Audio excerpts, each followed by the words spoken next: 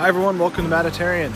It's that time of year again, it's my birthday, so I'm back out in Granite Falls where I'm going to be joined by some friends for a great weekend of camping and relaxation and a lot of good food. It's probably going to be rainy most of the time, but such is life in the Northwest, we're going to have a great time anyway. But right now it's time to start making camp.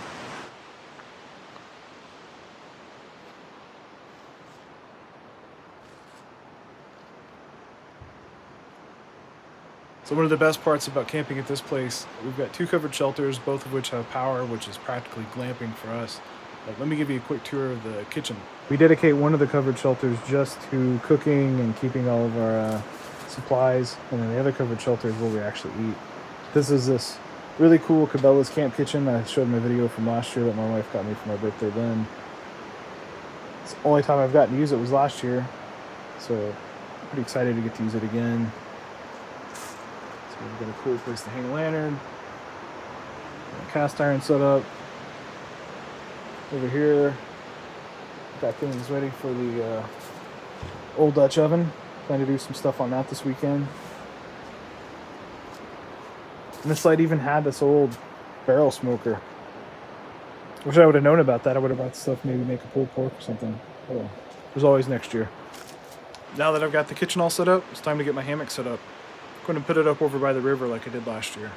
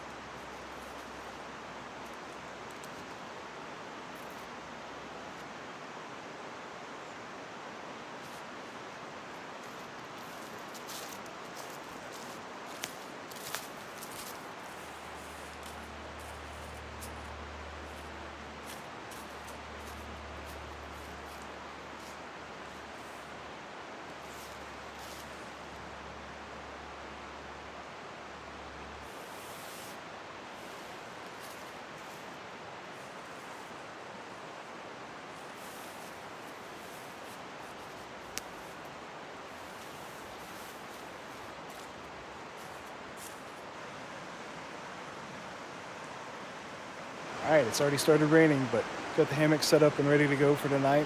Let's do a quick walk around. I set things up pretty high, because even though it's raining, we're not going to have driving rain. Go through here. Forgot my party lights, but should make for a nice warm sleep by the river.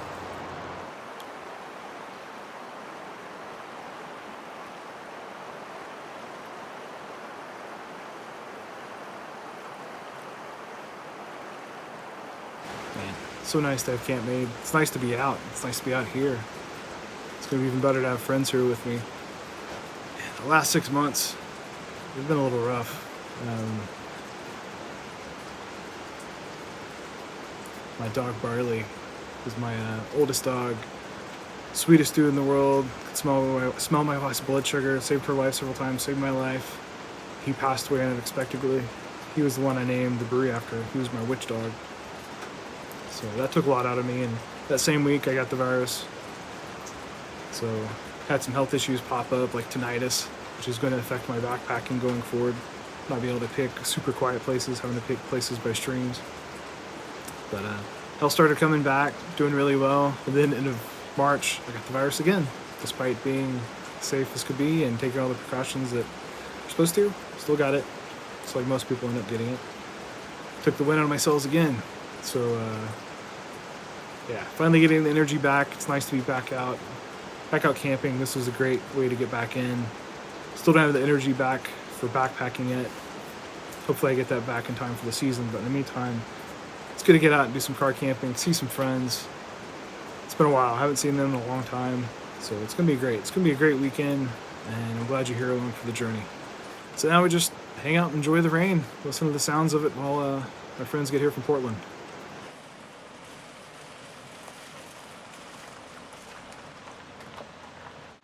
Eric. Break out the Charlie. beers! Yes. Time for beers.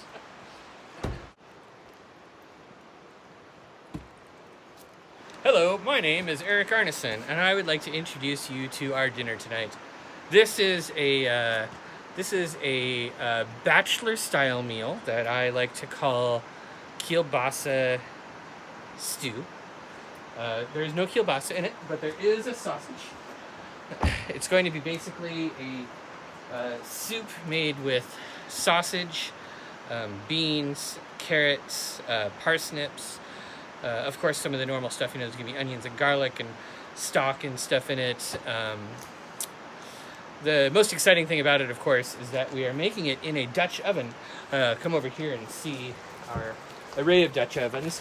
We have normal people size, and then we have giant size for once Joey shows up. The most exciting thing about cooking with a Dutch oven, if you guys have never done it before out there, it is, I honestly don't know if there's a more pleasurable way to cook. I love cooking, but cooking with a Dutch oven feels like pioneer cooking. Like you are making something directly over the fire. It's bubbling and simmering there for ages. I'm sure you saw the video from last year where I made beef stew that was too big for a Dutch oven. But anyhow, so the first step, of course, is chopping stuff. So, when you cook things at home and you chop things up, you can divide them up by stage, right? So you've got first go in the onions, then go in the blah blah blah, then finally go in the carrots or whatever. It's tougher to plan like that when you're camping because you have to worry about raw ingredients and what you're eating and all that kind of stuff. So you're saying mise en place is more difficult while camping? Mise en place is a camping challenge. So luckily with this meal here, none of the raw food is really raw, right? Like we've got raw veggies that are in totally fine shape. The smoked sausage is pre-cooked, so it just has to be browned. One of the reasons I picked this meal is because this is our first night and we don't have the hours and hours and hours it takes to make a full beef stew, which requires a lot of searing and prepping, and it takes 2 or 3 hours to make a beef stew. This is maybe a 45-minute meal when you're going leisurely and drinking whiskey and beer while you're cooking. And that's all I have to say right now, except I will also say that canned foods are amazing, parsnips are delicious, and mosquitoes think the same way about Matt's head that I think about this soup. It's true. I'm being swarmed. Peeling parsnips and carrots in the wild presents its own kind of challenges, in particular when you forget to bring a peeler. So, so at this point we've added all the veggies, the sausage, garlic, onion, parsnip, and carrots. The fire is extremely hot. It might be a little too hot. Once we got everything in there and nice and saute-ish, woo! Then, oh god, that's getting way too hot. Ow! Fudge! It's too hot inside the glove. I'm now going to add broth. And then the last two ingredients are some red kidney beans, a bay leaf, and a star anise that Matt is skeptical about. But, Matt isn't always right. Don't tell him I said that, internet. We want this to be kind of a thick soup, so we're not going to put all the broth in. We were talking a little bit about do bay leaves add flavor, and you know what? It doesn't matter if they add flavor or not. Bay laurel is sacred to Apollo, and we're having a nice rainy day, so anything you can do to honor, the sun god is a good idea. Every day is like Sunday. Every day is silent and gray. Tuesday. All right, so our next step We bring this to a simmer.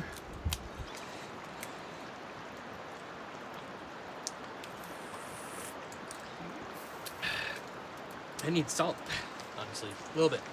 All right, so the soup has been simmering for 15 minutes, maybe a little bit more. At this point, there's a lot of commentary from the peanut gallery saying like, "Oh, I don't know if the vegetables are going to be ready." I don't think they're ready, are they? Peanuts? No, the Calories? carrots. Carrots? Carrots, no. I think they might be a little al dente, yes. Yeah. Well, al dente is good, right? That means toothsome. That's kind of where you want it. You don't want it to be mush. Toothsome? Yeah, I mean, this isn't the Middle Ages. Oh. Oh my god. That was perfect. There's no crunch, but there's still structure. Well, fine. We'll do... We're ready. As you can see, this is the finished stew. I'm gonna add some sauerkraut to it, because, you know, that's what you do when you got some sausages. You're out in the woods, you need to make sure you get your vitamins. Add sauerkraut. It's science. How was it, Charlie? I'm coming back for seconds. Oh. Very good.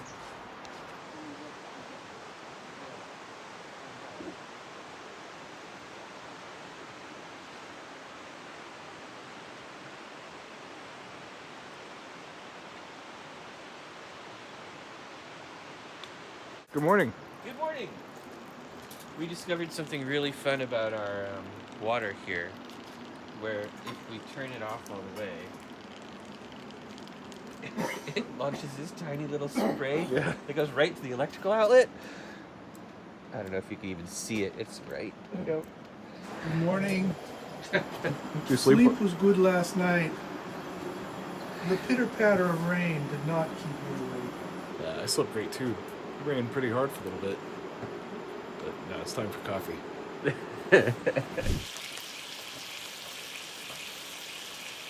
Because a pig that was softly... Don't record me singing this song. I'm getting monetized, even though I'm not monetized.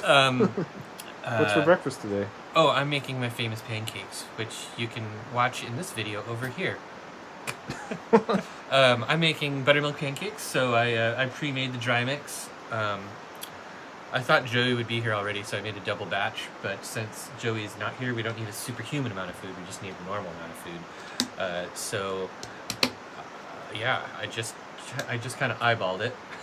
Hopefully I added enough of the dry mixture. It does kind of still look a little thin, but what do I know? I haven't made pancakes in like a year.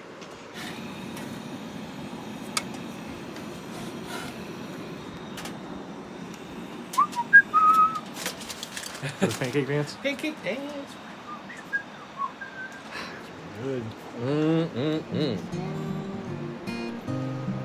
The old pancake short stack.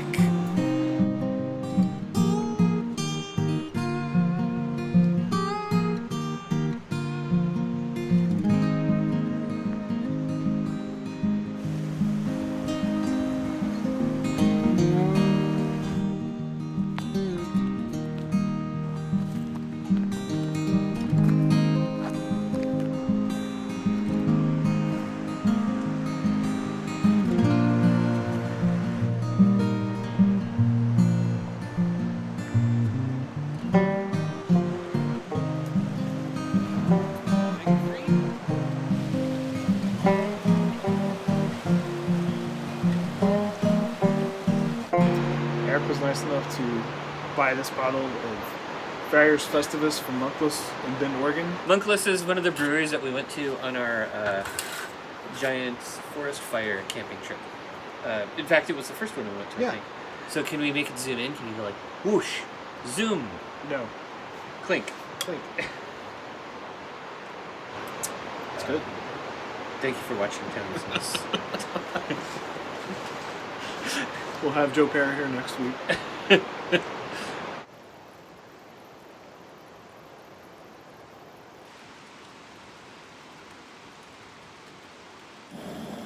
Hey Matt, what you cooking? making Indian tacos. What's an Indian taco, Matt? It is something I grew up on in Oklahoma and really common at like state fairs. And grew up, like, you go to state fairs or powwows, and a lot of restaurants have them on the menu. Mm-hmm. It's fry bread with chili or taco meat and other stuff on it. They're originally called Navajo tacos. Whenever the Navajo were forced off their land, had to march like 300 miles, they were given pretty crappy staples or rations. And so they developed fry bread, and then other tribes started making them as well. And, Southwest, they're called Navajo tacos, but in Oklahoma, they're called just Indian tacos. So you can see on the left, there's Matt was calling it chili, and then on the right, in goes the. Ooh, you know, deep frying things is terrifying, but Matt does it like a pro. Observe as he fiddles the knobs. Oh, I wish YouTube people, I wish you could smell this. It smells incredible. Okay, let's go take a tour of the table so you can see what we got going on. Over here, we have cheddar cheese, iceberg lettuce, tomatoes, onions, paste pecani sauce, which is apparently a very important addition. I don't think the Reese's peanut butter cups are going to go on it. And then finally, some sour cream.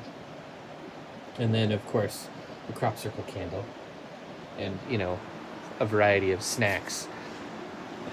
Over here, we're back to the frying.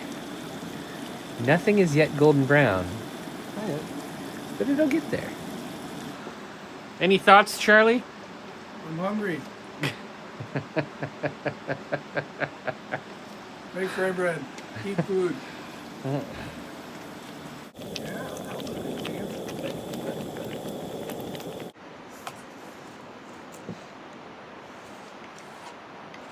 Well, I didn't quite make them how they are in Oklahoma, but hopefully they're still good.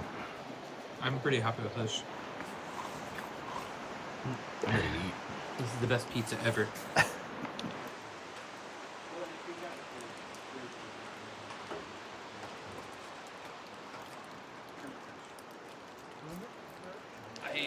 I don't know if I saw a robin or not. It was a biggish bird. It was probably.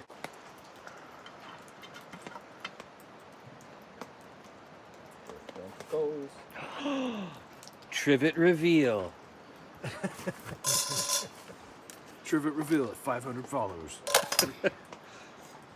Hey, why are you turning? Stop turning. Ah! Matt.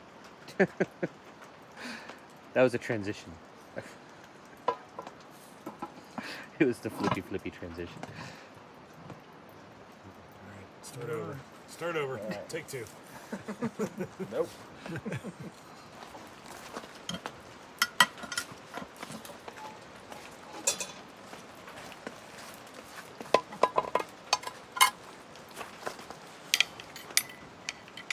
See how they turned out. Oh man, that looks so good.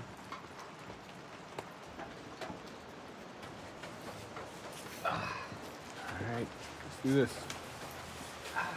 Everybody look busy. Don't look at the camera. It just stabs. It stabs like butter. Oh. Who done it?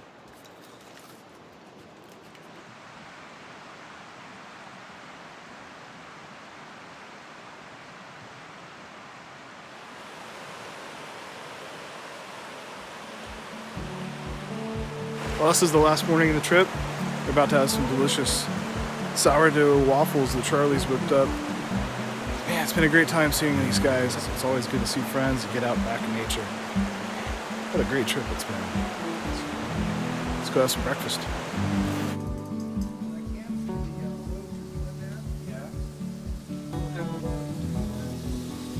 You know, if I had known, I would have brought them.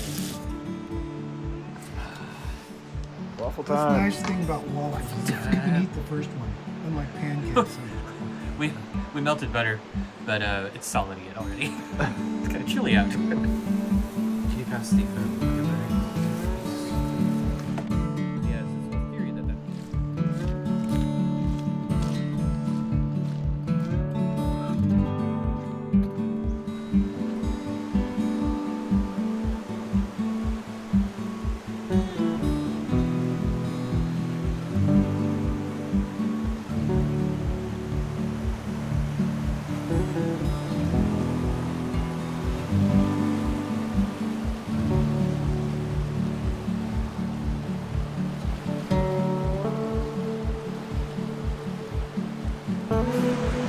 this is the part of the trip that always makes me sad, seeing the tents put away and the hammocks put away, kitchen and all the weekend's provisions put away and loaded.